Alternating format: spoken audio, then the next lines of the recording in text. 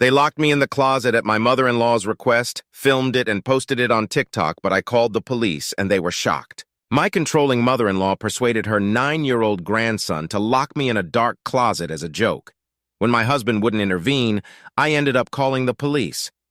My relationship with my husband's family has always been strained, particularly with his mother. Here's some background. My husband, Michael, is one of 3 siblings. Despite having an older sister, he was always the favorite. My mother-in-law, Barbara, exhibits classic narcissistic behavior. She often demanded gifts on Michael's and his sister's birthdays, claiming they owed everything to her. Michael shared with me countless stories of how, during his childhood, his mother would turn every one of his achievements into her own. When I first began dating Michael and visiting his home, Barbara was exceptionally kind, but her attitude deteriorated as our relationship became more serious. Over the years, her antics grew worse, hitting a peak when we decided to marry 5 years ago. Barbara's interference made wedding planning a nightmare. Luckily, Michael and I had decided to finance everything ourselves to keep family members from meddling. When Barbara attempted to change our wedding venue and layout, I politely declined. She complained to Michael, who tried to negotiate with me, but I stood my ground. For our wedding, I wanted a laid-back, fun, non-religious ceremony with a varied bridal party and a loose color scheme. My only request for Barbara and my bridesmaids was to choose dresses within the color palette and show me before purchasing. My mother and the bridesmaids showed me their selections, and I approved them all.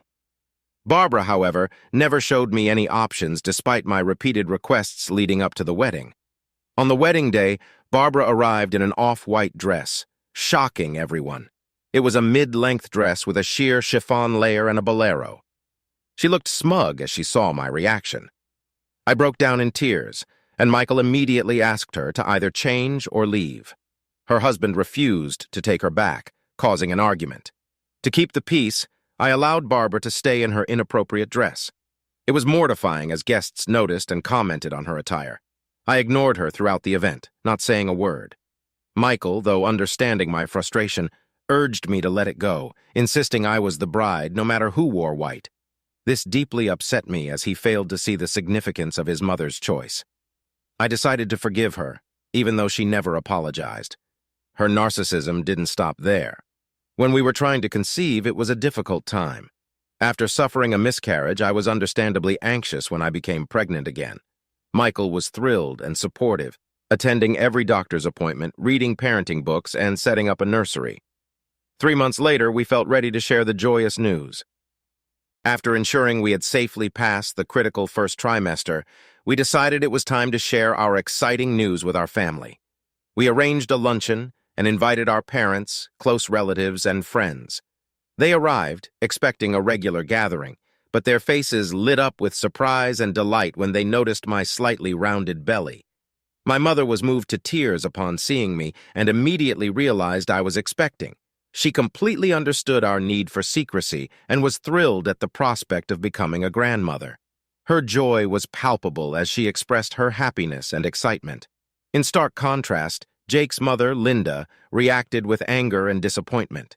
She felt excluded and accused me of deliberately keeping her in the dark. Despite my attempts to explain our cautious approach, she remained upset and refused to speak with me for the rest of the day.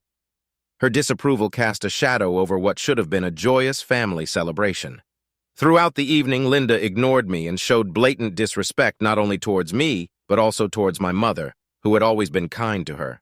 Linda remained engrossed in her phone, clearly upset and making no effort to participate in the family gathering. She openly voiced her frustration, feeling she had missed out on precious moments with her unborn grandchild. As tensions rose, I needed a moment to compose myself and stepped outside. My mother noticed my distress and came to comfort me until I felt ready to rejoin the gathering. As the evening drew to a close, Linda made a point of saying goodbye to me last, barely acknowledging my presence throughout the day. When Jake walked his parents to their car, a heated argument ensued, which I could hear from the foyer. Linda seized the moment to further express her grievances about me, escalating the already tense situation. Fortunately, all our other guests had left by then, leaving just my parents, Jake, and his parents. Linda angrily told Jake she couldn't believe I had kept the pregnancy from her, accusing me of not valuing family. Jake calmly explained that we had both decided to wait until we were sure everything was fine before sharing the news. Linda, however, was not satisfied and began yelling. The conversation went as follows, Linda. "This is our grandchild.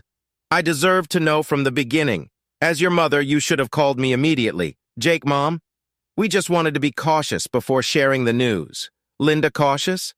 I am your mother. You should have trusted me. This is all her fault. She controls everything. Stand up for yourself, Jake." Jake looked embarrassed and miserable as his mother continued to berate him. Tears streamed down my face, the harshness of her words leaving me hurt and bewildered. I wanted to step in, but my mother advised me to stay quiet, knowing Linda was just looking for a fight.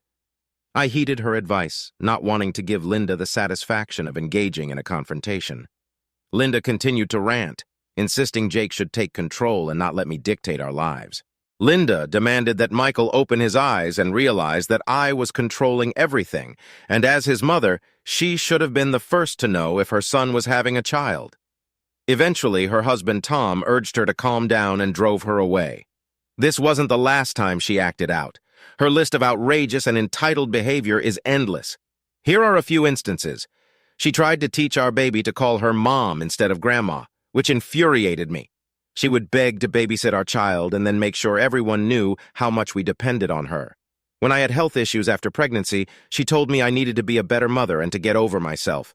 Due to these incidents and many others, my relationship with Linda has never been great, but I continued to tolerate her for Michael's sake. Recently, Linda and Tom moved into a new house and kept inviting us to check it out. We were busy, so we couldn't go immediately.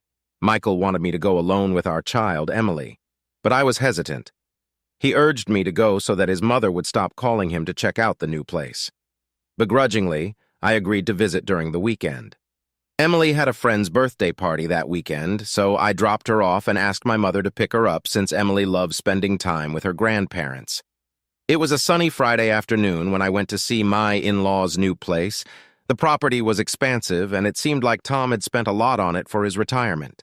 The house was enormous with a blend of modern and classic styles. The yard was lovely with plenty of greenery and fragrant flowers. When I arrived and rang the doorbell, Linda answered. Initially, she looked excited, but her expression changed when she saw it was just me. She asked where Michael and Emily were. I explained that Michael had an appointment and Emily had a friend's birthday party. This upset her, and she started complaining about how selfish we were for not finding time to visit her. I awkwardly changed the topic by expressing my interest in seeing the new house. She smiled sadly, but invited me inside. The interior was just as impressive, with high ceilings and tasteful decor. My sister-in-law, Karen, and her 9-year-old son, Jack, were also there. I greeted them warmly, but Karen, much like her mother, never seemed to like me. Whether it was a personal issue or just to please her mom, she rarely engaged with me. Linda informed me that Tom was out with friends, so she had invited Karen and Jack over for some quality time. I nodded politely and tried to strike up a conversation with Jack about school. While discussing school, Linda abruptly changed the topic to her recent clothing purchases, mentioning she wanted my advice on her new wardrobe. This surprised me, as she had never sought my opinion before. Hiding my surprise, I responded politely, offering to help. Despite our history, I decided to see this as a positive opportunity to bond over something simple like fashion. Linda seemed pleased and led me to what she proudly called her pride and joy, a newly built walk-in closet. As we approached the impressive display of clothes, shoes, and accessories, I couldn't help but admire the lavish collection she had amassed. While I was appreciating the outfits, Linda eagerly began showing me different pieces, asking for my opinion on colors, styles, and accessories. It was a bit surreal given our rocky history, but I tried my best to be helpful and provide thoughtful suggestions. Linda then encouraged me to look through her closet and said she would be right back. I nodded and was checking out her new clothes when I heard the pattering of feet running behind me. Before I could even look back, with mischievous laughter, Karen's son Jake gave me a push, causing me to stumble into the closet and swiftly locked the door behind me. I fell face first into the closet, my head and teeth hurting from the impact. At first, I couldn't comprehend what had just happened. The initial shock gave way to a sense of confinement and panic as I realized that Jake had turned off the light switch, which was outside the closet door, and had locked me in. I was enveloped in darkness and felt claustrophobic. Shocked and terrified, I began banging on the closet door, desperately calling out to Linda and Karen for help. However, my pleas seemed to fall on deaf ears, or perhaps they were conveniently ignoring my distress. I fumbled for my phone, hastily switching on its flashlight. Anxiety crept in as I noticed my dwindling battery, making me worry that my phone might die before I could escape the confined closet. You see, I've had an irrational fear of darkness ever since I was a child. I had locked myself by mistake in my grandmother's closet while playing hide-and-seek, and my grandmother, who was hard of hearing due to her age, had taken an agonizing hour to finally find me stuck in the closet, crying and screaming. The sheer terror of that moment lingered, leaving me with an irrational fear that surfaced whenever I found myself enveloped in darkness. I continuously attempted to reach out to Linda and Karen for assistance. Unfortunately, my calls went unanswered, and a growing sense of isolation enveloped me. I was confused as to why they wouldn't pick up my calls, even though I could hear them laughing loudly downstairs. In a last-ditch effort, I decided to dial Michael's number in desperation. After a few rings, he casually answered. With desperation in my voice, I explained the dire situation. "Michael, thank goodness you picked up. Something terrible has happened, and I need your help," I said. Michael, seemingly unfazed, inquired about what was going on. I proceeded to recount the incident. "Your nephew just pushed me and locked me inside the closet at your mom's place. He has switched off the lights. I have been banging on the door, but no one has come to rescue me. You know how terrified I am of dark spaces." Michael, less sympathetic, retorted, "Are you seriously calling me in the middle of my work for this? This isn't even an emergency. Just call my mother, who is inside the house, instead of calling me." Frustrated, I replied that I did call his mother and his sister several times, but they were not picking up. I explained how I didn't have a lot of charge on my phone to begin with, and switching on my phone's flashlight was also draining my battery more. I begged him to come over and help me, as he knew how scared I was of the darkness. I had talked to him at length about this. Michael, unmoved by what I had just told him, stated, "Locked in a closet? Seriously? No, I can't come over as I'm busy right now, so find someone else to help you." To my dismay, he nonchalantly dismissed my continued plea for help and cut the call short. I was stunned by his reaction. The growing panic within me pushed me to... I continued banging on the closet door, desperately calling out for Linda and Karen, but their phones remained stubbornly silent. Feeling trapped and helpless, I decided to call my father-in-law, Tom, as he was now the only person left who I could contact. I knew he had been out with friends, but I had no one else to turn to. The phone rang, and I held my breath, hoping he would answer. He picked up, and I nervously explained the situation, revealing that Jake had locked me in the closet, and that despite my attempts to reach out to others, no one was responding. He immediately assured me that he would make his way back home as quickly as possible, shocked that Linda and Karen hadn't heard me all this time. After what felt like an eternity, I heard voices outside. I could recognize Tom yelling something, and he seemed to be directing someone to unlock the closet door. My anxiety began to subside as I realized help was finally on its way. The door creaked open, and I squinted against the sudden light. Linda and Tom stood there, wearing a mix of concern and frustration on their faces. I came out of the closet, a bit disoriented but grateful for the release from that confined space. Tom asked Linda why I was locked in her closet, and she feigned innocence. I recounted the incident to everyone, detailing how Jake had pushed me into the closet and locked it. However, both Linda and Karen scoffed at my words, dismissing them entirely. They insisted that Jake would never do something like that. Frustrated and angry, I questioned why they hadn't come to check on me or respond to my banging on the door. Their excuse was that they were in the backyard where Linda was showing Karen and Jake her new rose garden. Jake was peeking from the door, so I directed my anger at him and started to question him about why he would lock me inside. But Karen interrupted me, claiming that her son would never do such a thing and that I must have closed the door myself and the key must have fallen out. Their blatant lies left me beside myself with frustration and disbelief, as it still didn't explain how the lights got turned off. Tom tried to calm me down, but I knew that regardless of what I said, Linda and Karen would continue to defend each other. Defeated and hurt, I returned home. I called my mother on my way, apologizing that I couldn't come to pick Emily up for the night and that she might have to stay over at their place. I was trembling with shock, and my mother knew something was wrong, but I did not have the energy to tell her at the moment what had just happened. I reached home and waited for my husband to return so I could confront him about what his family had done to me. However, to my disbelief, when I recounted the incident to him during dinner, he berated me for overreacting and accused me of being childish. He insisted that this was a ridiculous accusation to make about his family. He refused to believe that his nephew could have locked me inside the closet and that his mother and sister had knowingly refused to help me. He continued to justify his actions, saying that he wasn't at my beck and call, so I needed to be more understanding. With everyone gaslighting me, I started to doubt myself. In an attempt to avoid further conflict, I chose not to argue with him any further. I retreated to bed, enveloped by profound loneliness, struggling to understand what had happened.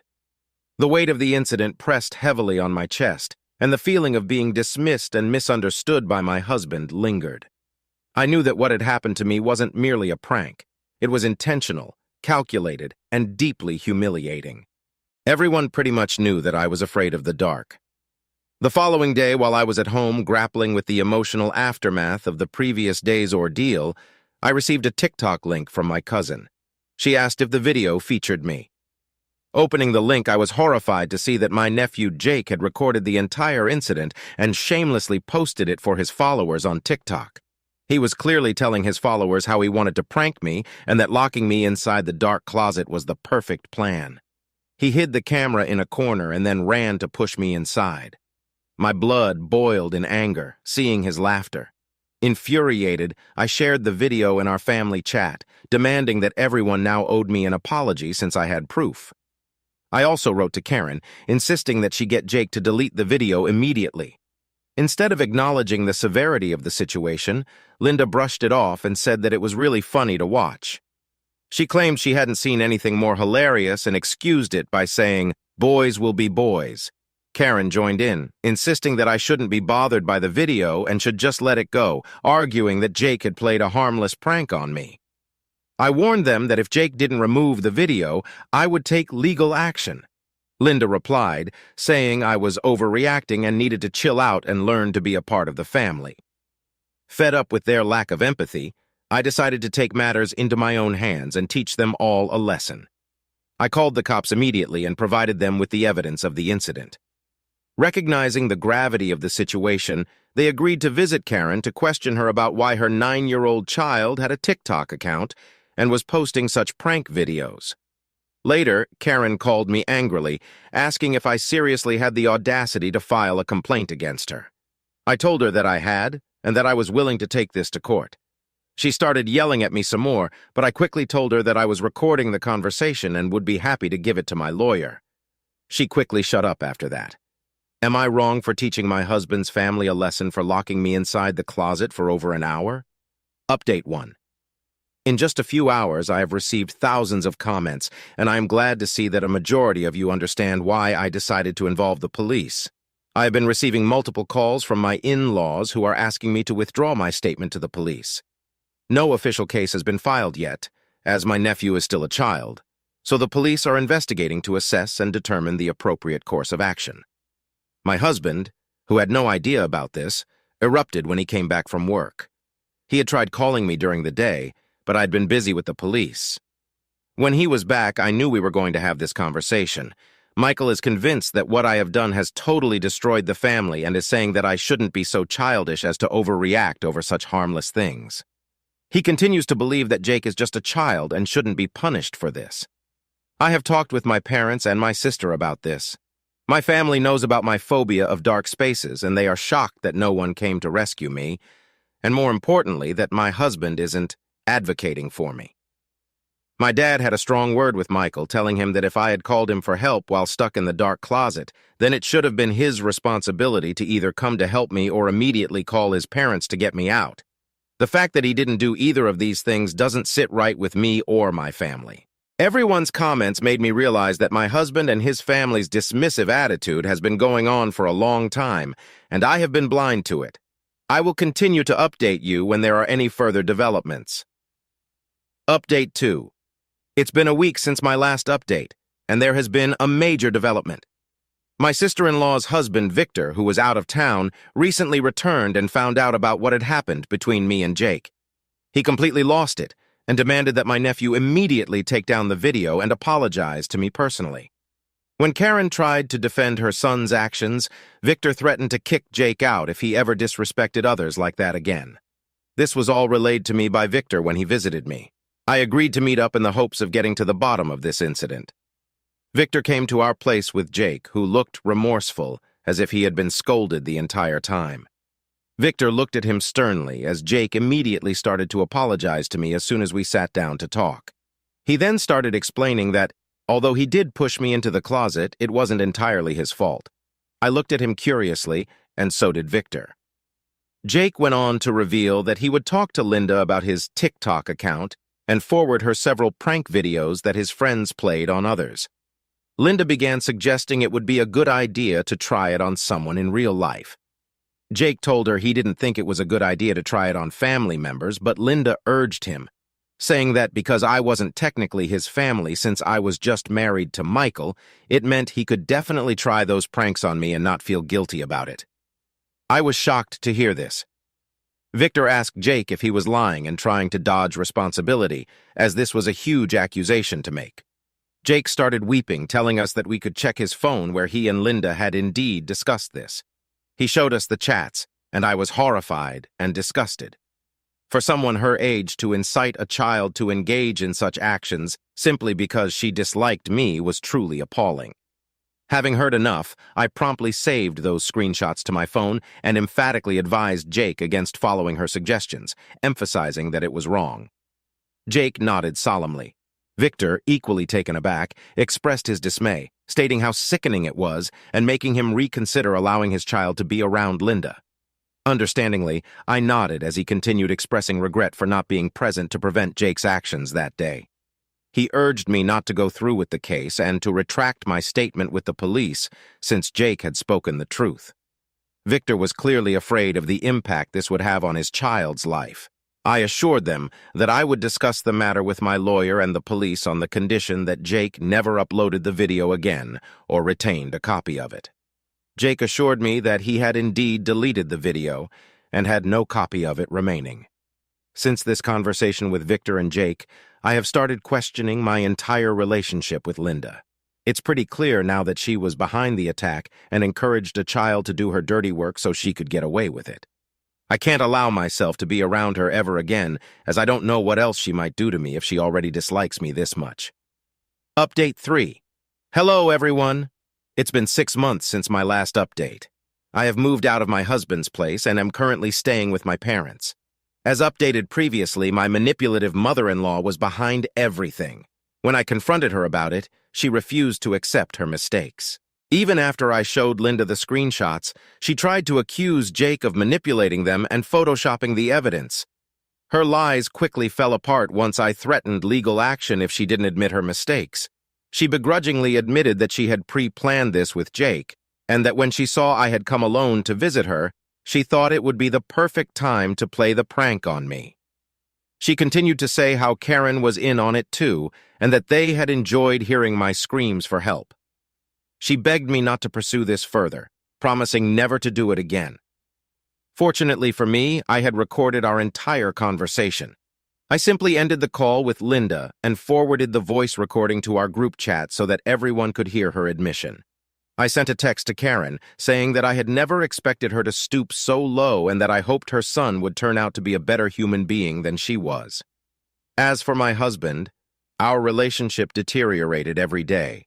Even with the screenshots and voice recording of his own mother admitting her mistake, he never once apologized to me for what his family had put me through.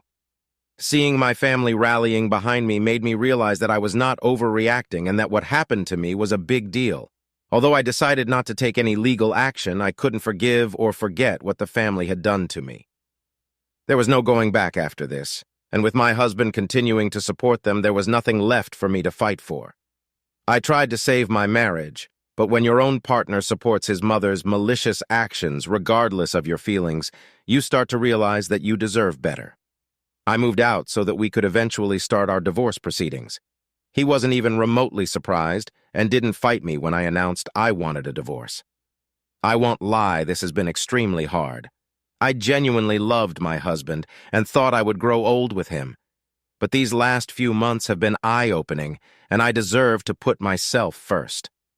I am really glad that everyone in the comments section and my family made me see the truth about my husband and his family.